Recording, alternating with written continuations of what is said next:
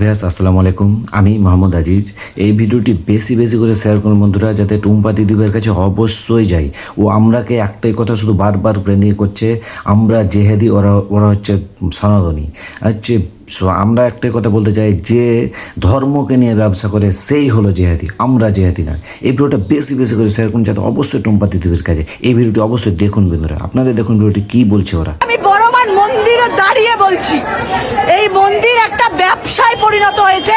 ধর্ম হোক যার যার, বড়মা সবার। এটা একটা বেকার স্লোগান যে সেলিব্রিটিদের জন্য মা যতটা, আমাদের জন্য মা ততটা। বলছে না, আগে সেলিব্রিটি হয়ে আসবেন পুজো দিতে, তারপর সেরকম ট্রিটমেন্ট আশা করবেন।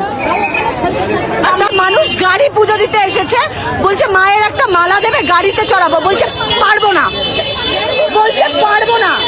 বলছে আমি নতুন গাড়ি পুজো দিতে এসেছি, গাড়িতে মালাটা দেবো। বললো পারবো না, তাড়িয়ে দিল তাকে আমার চোখের সামনে দিয়ে।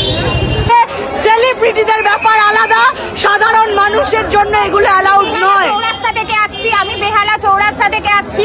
এখানে সমস্ত পুরোটাই নাটক, একটা ব্যবসা রীতিমতো বিজনেস খুলে বসেছে, একটা গ্রুপ আছে। সুতরাং এর প্রতিবাদ হওয়া দরকার। তাহলে এখানে লেখা থাকে কেন ধর্ম হোক যার যার, বড়মা সবার? এই না, এই শব্দগুলো তাহলে মুছে দিই। তাহলে তুমি লিখে রেখেছো কেন বড়মা সবার? হ্যাঁ, তাহলে লিখে দিই বড়মা শুধু সেলিব্রিটি। যখন সেলিব্রিটি আসছে, ওই যে দাদা, তুমি ব্যবসাটা এক্ষুনি বন্ধ করো। মা তো মায়ের সাথে ব্যবসাটা এক্ষুনি বন্ধ করো।